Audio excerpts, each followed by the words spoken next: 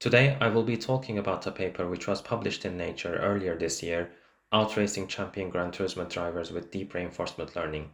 This is Dr. Erdem Pulko. I'm a postdoctoral researcher and a computational neuroscientist working at University of Oxford, and I am working on developing novel reinforcement learning models as a part of my job. This paper brings together two of my interests, science and Gran Turismo, which I have been playing since 1998 from the first generation PlayStation years. In this video, I will walk you through an informed summary of this paper, which is a joint effort by Sony's AI labs in New York, Tokyo, and Zurich, and I will talk about its implications and possible future directions. In this work, Wurman et al. Considered four dimensions of a successful racing driver: race car control, racing tactics with which the drivers need to perform precise maneuvers with little margin of error, racing etiquette that we all complain doesn't exist in online daily races, and finally, racing strategy to identify where to attack and where to defend. This work was based on the physics environment of GT Sport, which focused on more track racing and racing cars relative to the earlier releases of Gran Turismo. The authors made use of a trainer computer which runs on NVIDIA V100 GPUs, which is an expensive graphics card for parallel computing, but it's not overkill when we think about similar endeavors from DeepMind and AlphaGo, which were trained on massive clusters of compute units. The authors named the AI racer as Sophy, which sounds really Japanese way of naming convention, and Sophy had reaction time of 100 milliseconds, derived from a decision sampling rate of 10 Hz. The authors highlight that this is quicker than what pro athletes usually achieve, which would be in the region of 200 to 250 milliseconds, but they evaluated that this sampling frequency did not have a significant effect on Sophy's performance to achieve superhuman levels of driving ability. However, what is really interesting is the actual execution of the AI. The authors demonstrate how AI uses the steering inputs compared with Igor Fraga, who is one of the key drivers of the Nations Cup. As we can see, Sophy is using a lot of left-right corrections while achieving superhuman performance, whereas Igor Fraga's inputs are much more fluid, as one would expect from a human driver using a steering wheel. What is even more interesting to me is the throttle and braking control. These were implemented on a continuous scale, as the authors suggest that using brake and throttle at the same time is reasonably unconventional. Sophy's driving style, giving discrete inputs to the throttle, almost resembles Ayrton Senna's management of the turbo spool, but here it would be worthwhile to highlight that the races were conducted mostly in the GT3 category, and from the mini thumbnail in the paper it looks like the 911 RSR. GT3 class has naturally aspirated engines, so it doesn't seem to indicate a clever management of the car's powertrain characteristics. While developing Sophy, the authors essentially came up with an artificial intelligence version of a LiDAR system, which is used in autonomous vehicles based on a number of rules that feed a reward function, essentially allowing the artificial intelligence to learn through trial and error to make better decisions which will maximize this reward function. They consider things like course progress, giving the AI higher points as long as it continues driving along the track. The authors trained Sophy in three different tracks: Lake Maggiore, Dragon Trail Seaside, and De La Sarthe, which hosts Le Mans 24-hour race every year. Speaking of which, congratulations to Toyota for this year's win. Interestingly, at the initial starting point in the example given for Lake Maggiore, the AI is initially guided to follow the midline of the track, which is counterintuitive to our knowledge of the best racing line, and ideally one needs to hit the apexes in left and right corners of the track. Here, the authors talk about car traveling at 200 kilometers per hour, which would correspond to 125 miles per hour in my experience. That would be impossible in GT3 class, or literally superhuman, and can only be achieved by extreme aero settings.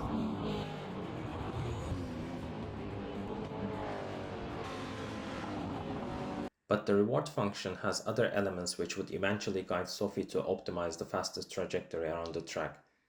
These included common sense selections such as off-course penalty, wall penalty, tire slip penalty, which is interesting in its own right because competing human drivers can only get the feel of losing grip, whereas Sophy had these as numerical inputs that needs to be managed and minimized to be fast on track.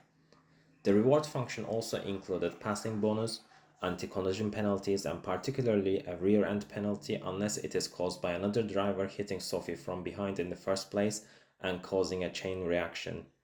The authors highlight that actually in certain situations in the first chicane in the De La Sarthe, things became chaotic. In my evaluation, the learning rates that the authors report are fairly small, but in this context, the learning does not happen in response to discrete events, such as winning or losing in a bet, but based on continuous experience of the race. So these preferences are justified and surely works as proof is in the pudding. Normally in reinforcement learning, we usually expect lower learning rates in stable environments with diminishing information rate. The selection of the final policy for Sophy to implement was actually far away from unsupervised learning.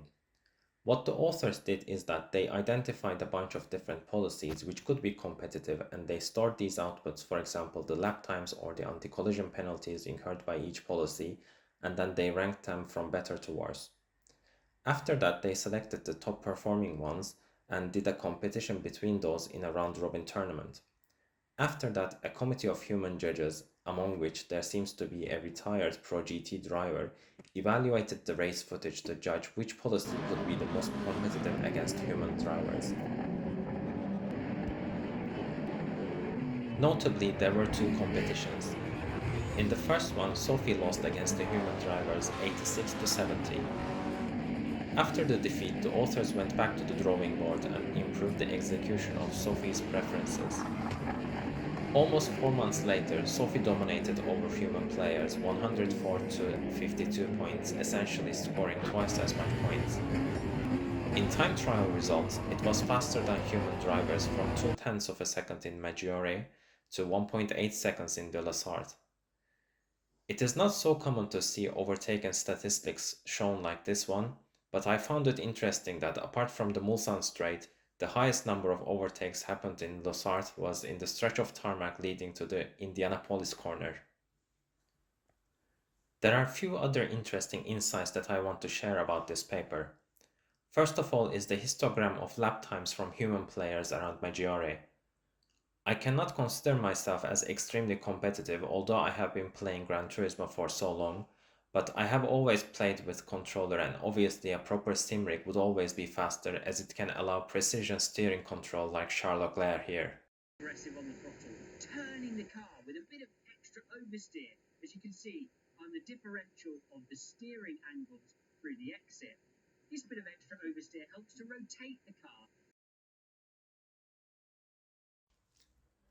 For example, in GT7, although we need to acknowledge that the physics environment is a bit different, the current gold level using the Alpha 4C GT3 is 118.5 seconds, whereas my best time with the Alpha is 119.3. What we can see from this graphic is both of these times are much faster than the built-in AI, and Sophy achieves this level only after 8 hours of training and would outperform both of these levels after 24 hours and continue improving performance beyond these levels with a gradual descent as shown in panel C. In race trim with 911 RSR, I was able to bring this down to 117 seconds on hard compound tires, even with tire wear, so there are a lot of questions about the aero settings of Sophy cars versus human players which I could not find in the main body of the paper. From machine learning perspective, it must be easy to optimize the policy even on default aero settings, but if human players are also forced to race on default option, it may not suit their driving style. For example, like Daniel Ricciardo had been rumored to and still continue to struggle with the setup of his McLaren. The other thing that we can scrutinize is the optimal racing line used by Sophy. In the medium speed right-hander following the downhill straight in Maggiore, Sophy attacks the curb much more aggressively than lead players like Miozono or Kokubun, both made to GT7 as names representing the built-in AI, and multiple Sophy agents were able to overtake these guys on the same corner. Here, intriguingly, missing information is where Yamanaka is, possibly leading the race at that time as according to panel B, Yamanaka finishes this race on the podium after two leading Sophy cars. With my enthusiast hat on, I would be interested in seeing this information integrated, which made me think that the reviewers of this paper might have a strong computer science background but not much interest in motor racing. In panel B, The stepwise drops indicate that the driver must have had a massive accident, suddenly falling back from the lead cars, and each stepwise increase in gap designates such instances. From my perspective, what was interesting is in GT7, the demonstrator for the circuit experience follows a slightly different trajectory than Sophy, whereas I found my own line of attack to this corner much closer to the AI solution, and it was the only sector that I could manage getting the gold, whereas I currently have silver trophy for all the other sectors, including the one lap attack. In this graphic, the long tail suggests that majority of the Gran Turismo community is fairly competitive and only decreasingly few people perform fairly badly in Maggiore. The final thing that I would like to highlight about this paper is the training source for Sophy. When it was based on following the built-in AI, the authors highlight that Sophy became unnecessarily aggressive, leading to a lot of instances of questionable collisions. In GT7, many users had been complaining about the killer AI, and I also personally had instances of crazy contact with the AI. This aggression was to such degree that the authors pinpoint in the limitations that even after training with human opponents, which tunes down this aggression to a certain degree, Sophie still remains aggressive and makes suboptimal decisions as to when to overtake. For example, relentlessly chasing an opponent with a looming penalty instead of waiting for the right moment when that penalty time will be executed and the opponent will slow down. After these competitions, the testimonials from the pro drivers says a lot.